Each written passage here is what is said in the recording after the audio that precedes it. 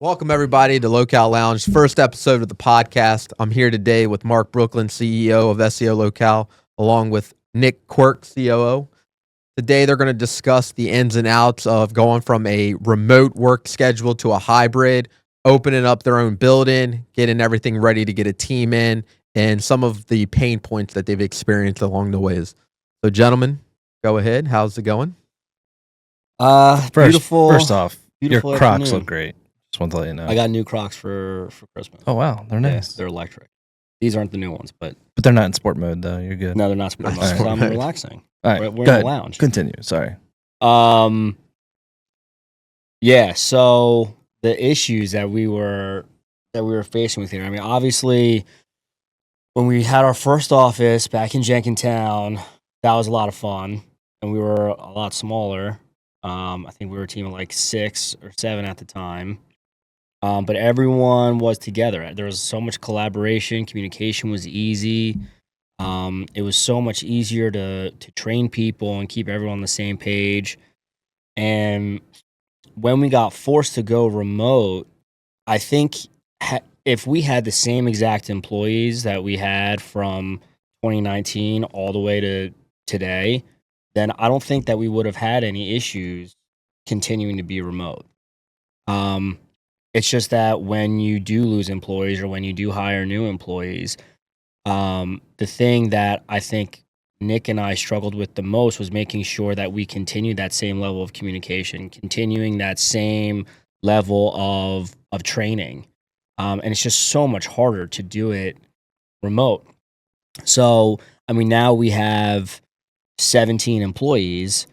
It wasn't that easy to make sure that everyone got that same level of attention and training that everyone else got to have. So I think that we had people who never met each other in person. So like just the culture of everything got totally screwed up. And I think that when we did those employee feedback review things that I sent out to everyone, that was like one of the main themes. Everyone talked about the culture and being back in office and doing things together and stuff like that. So when Nick and I found this place, it was kind of like, it was almost like a no-brainer. Like we gotta go for it. I think that now that we're back in office, and we already see it, and everybody has been saying it, that it's just so much better communication wise. Education is going to be so much better. The training is so much better. But that for me, that was the most difficult part, was being in office to remote and then losing that level of training. And now we can come back and kind of get back to where we should be. Yeah, and you think when you announced the office that everyone was going to be excited, and everybody was a little It was kind of like a comedian who's telling a joke that they think is just going to kill it. And it did not. That's kind of exactly what it was like. I remember like looking around at everyone's faces, like on the Google Meets, and everyone was just like stone faced. Like, I think I called you right after. I was like, that didn't go well. I can't believe these assholes are making us go back to office. See, and I was thinking like, that's not quite what I expected based on the feedback we got. But it is what it is. And I mean, those people who weren't happy, they left, and that's fine. And I truly believe that the only reason that we had employees who were so against being in office that they felt necessary to quit, they weren't working. And you can't convince me otherwise. I mean, there's no other reason. Like, it's not like they had bad commutes. And just to be clear, we weren't doing 5 days a week. It was a hybrid. Even though I wanted to, but yes, right. So it wasn't the end of the world, but right. Here we are. It was, 3 days a week, and then one person from each department on the other 2 days. So I mean, that's the only thing I can think of. So, and you know what? Like, if that's what it takes to, like, to have people here who are actually going to put in the work and put in the effort, then okay, fine. Like, I'm glad that we lost like that type of person. That's not the type of person I want employed here. I just don't think that's the type of person that's going to bring anything to the table to help continue to innovate our product, help continue us grow and move on into 2025 now, seeing where we're at. What are some pain points that you gentlemen are seeing? This is officially now 2 months into the office. So what pain points are we seeing? I mean, the pain points really is getting everybody on the same page. It's been 2 long months, I think. Being remote for so long, like Mark said, it's, a different atmosphere and getting everyone in here and trying to get everyone excited. Motivation, try to create that employee portal, get people to use it. I mean, there's still employees that don't use it, but I mean, I guess that's part of the process. But just trying to get everybody to enjoy coming in and not only win for the clients, but also win for their colleagues as well. Someone just, going around training the other person and inter departments, trying to really grow the product and grow everyone's knowledge. So it's not just very siloed out and, we're becoming stagnant. We're continuing learning. There's just so much going on. And we're really just trying to, build a company that provides that to not only our clients, but also our employees with that knowledge. I mean, I can't tell you how many times we were remote and everyone asked me questions how to fix something. I was like, I'll just do it. Like, I'm going to spend more time typing it out than, doing it. So I just did it. And that was the wrong way of doing it. So now at the office, I can train a lot of people in person and it's a total different beast. Yeah, that's kind of exactly what I was going to say. The biggest challenge is I didn't realize where our level of knowledge was. And I feel like a lot of it was kind of like very surface level. And I just wasn't aware of it because I wasn't, we weren't all together. I wasn't having those kinds of conversations every day. I just kind of saw like, all right, we're going through our process. Things are going well. That's great. I wouldn't say it was service level. It was more so it was more you and I making that pivot or adapt for clients when it should have been done by right. And I just didn't realize that. Yeah. Like, I didn't realize that it kept coming from us. And I don't know why. Maybe I don't know. And that's our fault. That's our fault for letting it get to that point. But I mean, the biggest transition and one of the hardest things now that we are in office is getting all that training stuff organized.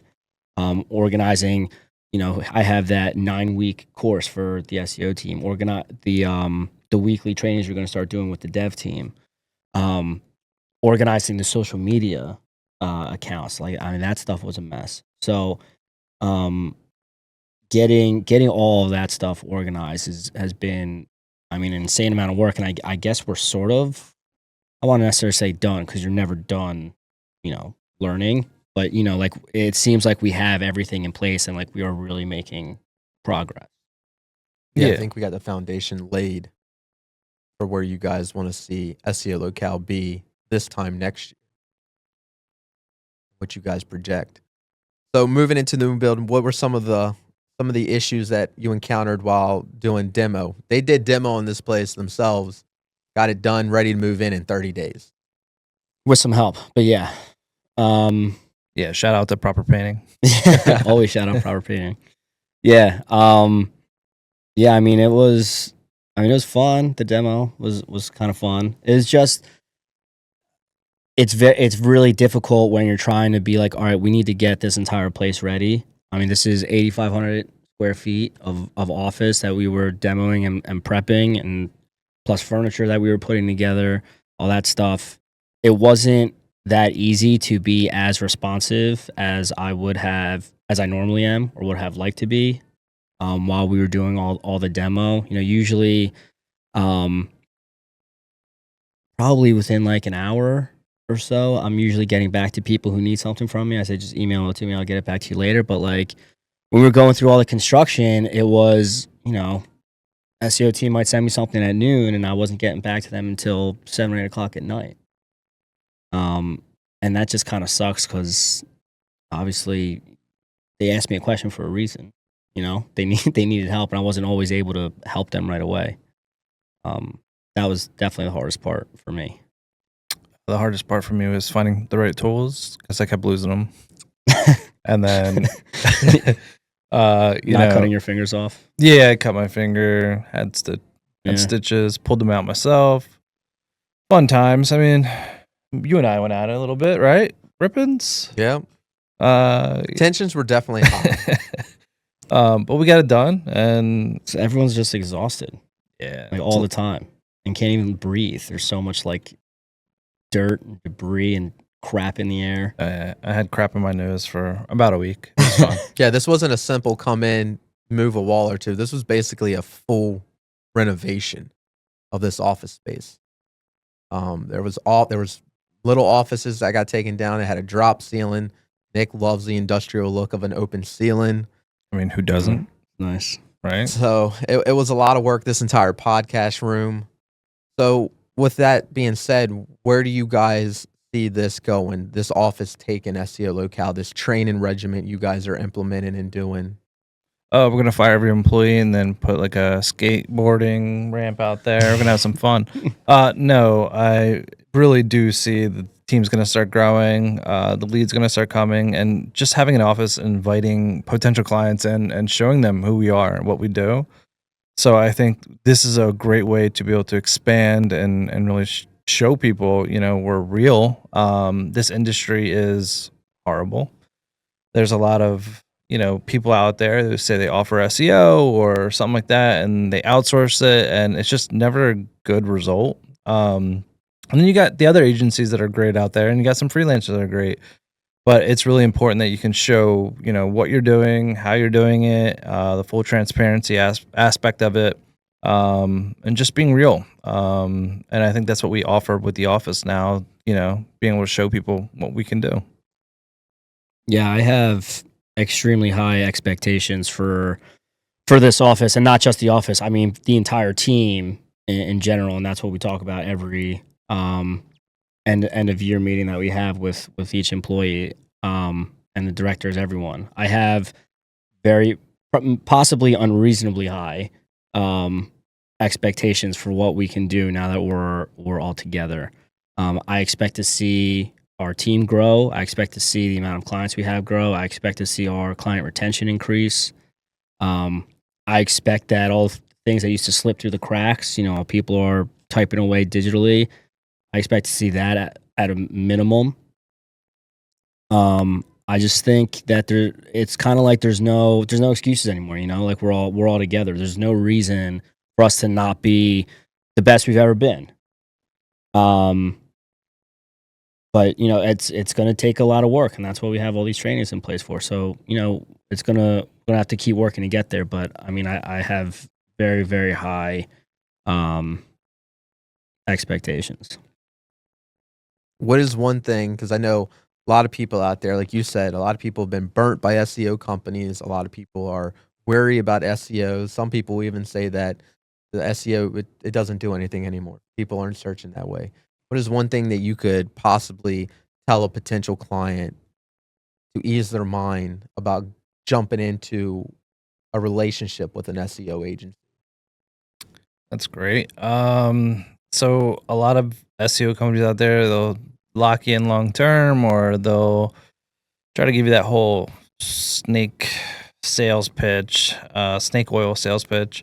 The difference really is, it's a month-to-month contract. It's something that we're very open about. We're very transparent about a body of work and what we actually do. So, like, if you're shopping around, just make sure you know what you're getting at the end of the day. A lot of, I don't want to say a lot, I mean, most SEO companies out there, are trying to provide the best possible product, but sometimes they're stuck in one aspect of SEO, not everything. So, you are shopping around, make sure you're looking at what is being provided from on-page SEO to off-page SEO, technical SEO. Make sure there's no hidden stuff in there where you have to pay for development or pay for content writing. Make sure you're getting the full product from the beginning to the end, and you have access to hold that agency or that freelancer accountable by looking at rankings and the data that you should be owning at the end of the day. And that's pretty much it. Yeah, I mean, it's just making sure that you're tracking the results. I mean, that's really all that matters. Like even if you end up with an agency who you think is good and maybe they turn out not being so good, it happens all the time. And they show you a bunch of keywords you're ranking for. You're ranking number 1 for 100 keywords.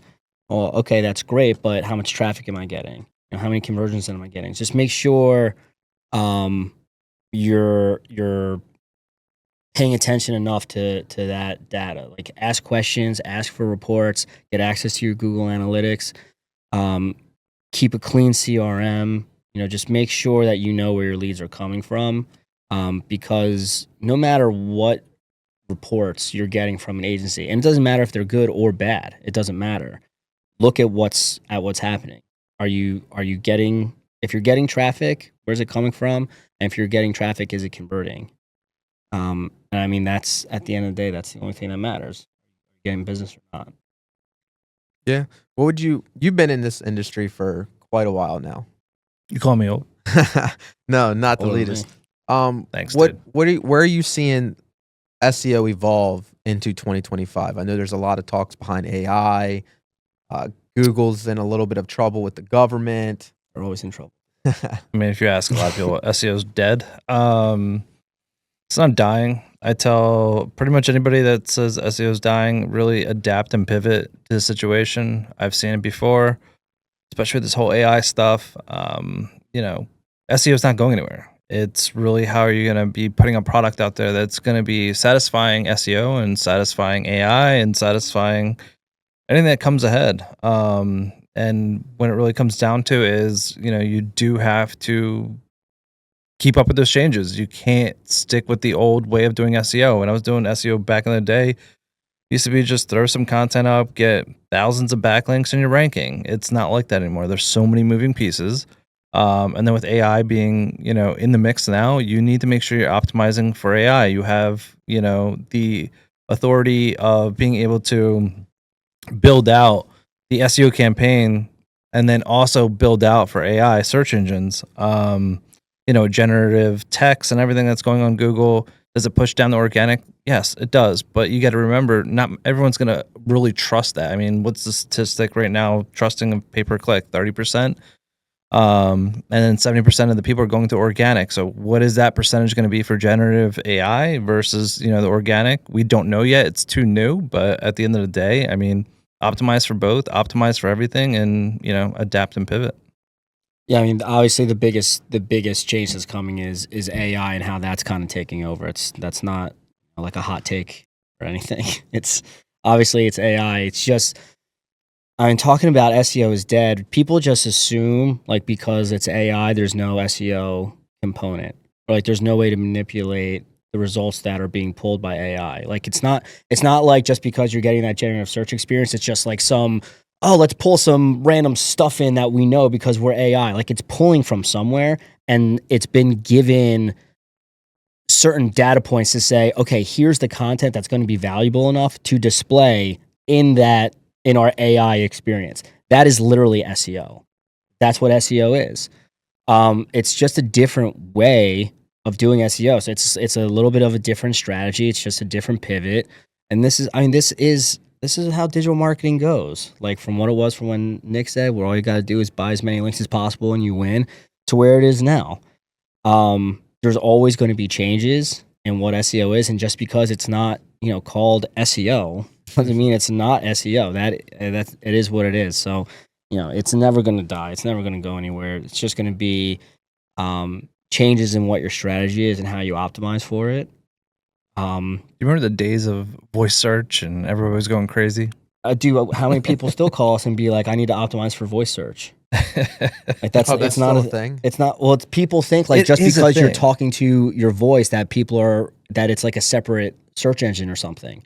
But I feel like it's almost the fad. same. Like remember the 3D TVs? Yes, but I mean, voice search, it does happen. I mean, how many times are you asking Alexa to, you know, look up something, or it's still there, but it's not like you do anything different than you're doing. Exactly. It's not like a separate thing. Yeah, it's not like just you optimize pulling for from, voice and that's it. Google or Bing or whatever search engine. That's all. That's what it's doing. It's not like it's its own separate thing that you need to optimize for. That doesn't exist. it's funny when people call in and be like, "Yeah, I just want voice search engine optimization." I'm like, that's not how it works, but okay. It's what people just don't understand because it's a little bit different from your traditional SEO. And I don't know if you can see it, but I'm air quoting traditional SEO. It's just a little bit different. It's a little bit new. And the problem is the industry splits it and says voice search is, number one, it's this, it's that. So like it's not really a great way of when people search it, they think it's a total Yeah, you're different probably 100% product. right. And Yeah. it's not. They just mean when they mean voice search, it's not like you're using the voice search engine. It's just you're literally searching with your voice on Google or Safari. And instead of typing it out, you're just using your voice. Right. And that's all it is. It's all just changes. And that's our job to figure out those changes and be at the forefront of it and make adjustments as best we can. That's it. I know you've been a big proponent of it, but what do you see Chat GPT playing a role? It's going to take over the world. No, it's really going to really provide, everyday user of technology answers. Do I trust it to code? No. Do I sometimes get stumped in a piece of code and it can identify a minor adjustment that I can make to make it work? Yes. But you have to be able to have a brain as well. It's not like ChatGPT is going to do task 1, 2, and 3 for you. It can organize. It can do a lot of things that would save a lot of time. Just in our internal processes with Basecamp and stuff, I would just basically give it a list and say, "Hey, can you organize this in a better way that would make sense for my department heads?" Or my departments, and it would literally create a list that literally would probably take me 2 hours if I had to copy it because we have over 100 processes for all of our clients, and it did it in 15 seconds. So it's just a matter of using it for the abilities that you need in terms of organization and just cleaning up stuff and the mindset that people have that search, ChatGPT is going to take over jobs and replace employees. It really can't. You need that human element in almost every field that is out there. Sure, there might be some jobs out there that are obsolete, but those are the ones that those people should have been adapting and pivoting or leveraging ChatGPT to make their job, the next level. So it's not like it's really going to take over. It's not going to destroy what we have. It's going to be a tool and a resource used for pretty much everybody out there.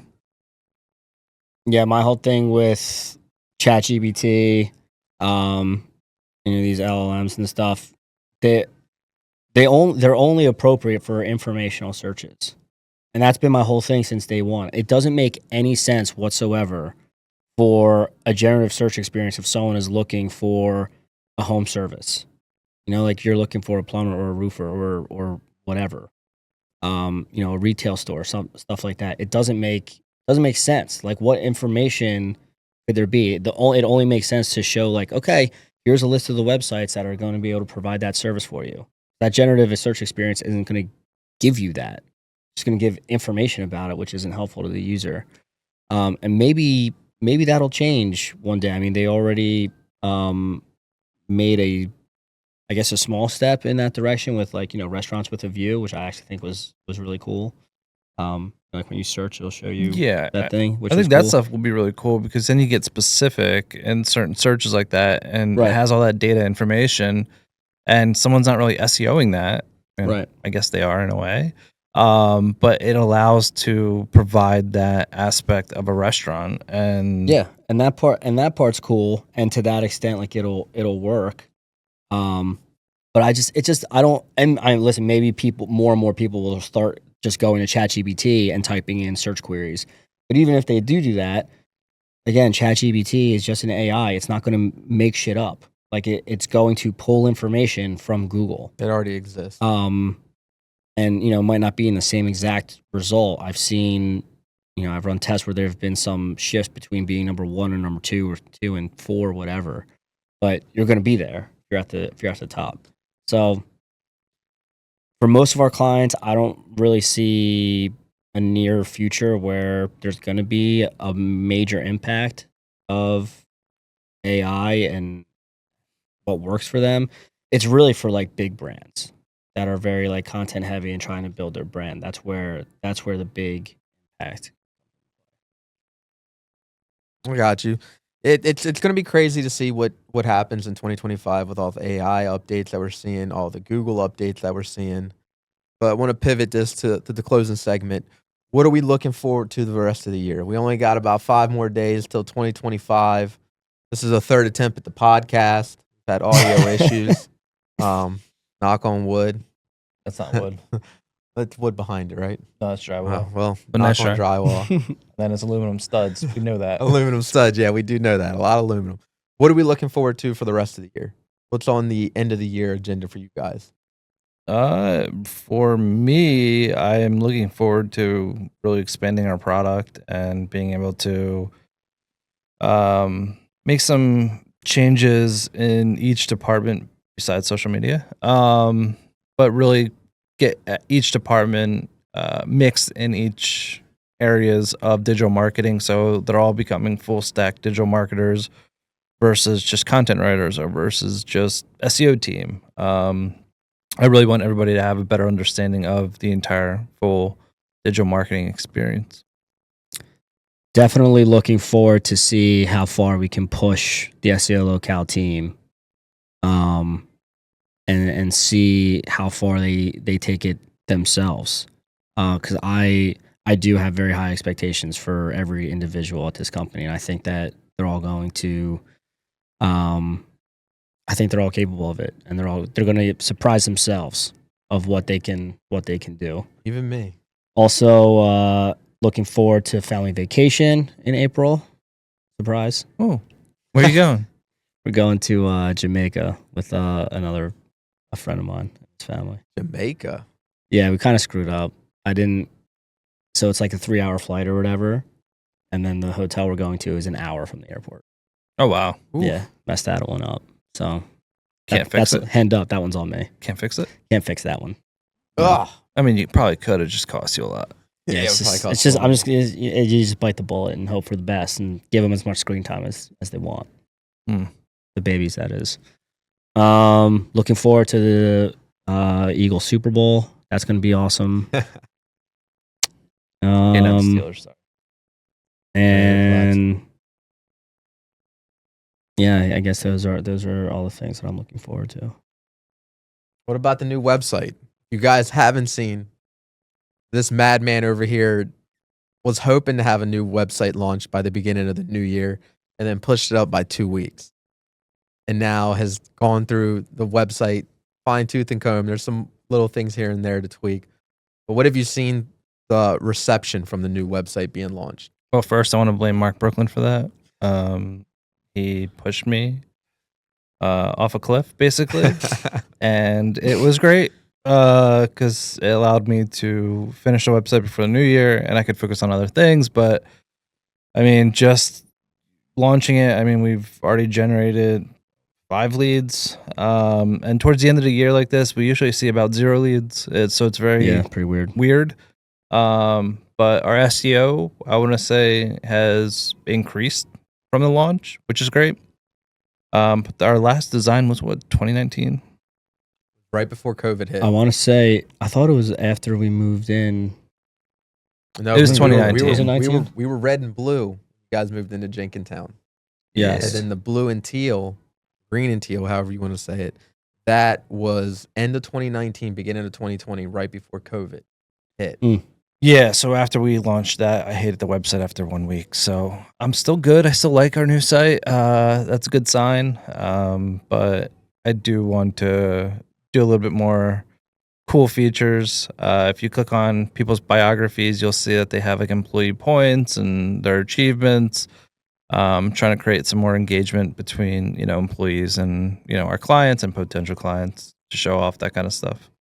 Yeah, it was ironic because I was pushing Nick so much. I was just like, dude, like just do the site. It's not a big deal. Just do it. And then he launched it, and then I was just like, I can't believe he launched the site this quick. Like, there's so much shit wrong with it. Like, the homepage was broken. The video wasn't working. There was no video yet for the homepage, like when you click like all this stuff. I was like, we couldn't wait like an extra 3 days or an extra week or whatever. But you know, we got 5 leads coming, so I couldn't care less. So it's Keep my job. yeah, you get to hang out for a little bit longer. I don't know, you have a meeting with the board. What do you think? What did you do different with this time around with building the website versus last time? Honestly, the other site was really salesy. Just really kind of hit the contact forms, hit you in the face and stuff. I made it a little bit more laid back, more informational. I'm just gonna let the consumer come to us. Present the information. If someone really wants to contact us, they'll find it in the footer, the contact us page. There's ways to find it, but versus having a sidebar with a contact form, I kind of went a little bit more laid back and a little bit more, I want to say, upbeat with everything and just more pictures of us. Our old site was more generic with some stock images. So I just want people to know that like we're real. We have an office and here we are. It also gave us an opportunity, and not that this, this isn't why we build a new site, but it gave us an opportunity to like fix some of our own SEO mistakes. Like we had some pages that were a little duplicated. Yeah, but they were still ranking, which was really weird. I don't have an answer for that, but yeah, there was a few issues. Yeah, I mean sometimes that happens. Yeah, like and you're gonna see, the thing is, neither of them were ranking that great. Like maybe a couple keywords were ranking really highly, but for the majority of them, they were all stuck at like the second, third, fourth page. So cleaning that up, and people think like because we're an SEO company, we're perfect. We're not.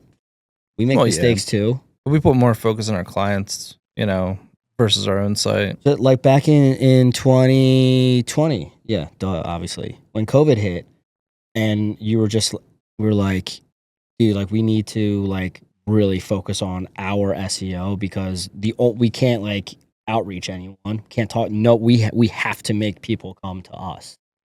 And like we were looking at it and we were like, Jesus, this SEO is horrible. Yeah, this is bad. And we had like the whole strategy, fixed, revamped, 180. And that summer, I always feel bad saying it, but like we crushed it. Yeah, which is weird. I mean, that's what business had to do. They didn't have anywhere else to go. They had to go digital. There was no other. I mean, yeah, there was no other form. Everybody was home. Everyone had to go digital. Everybody was getting money to spend for their business.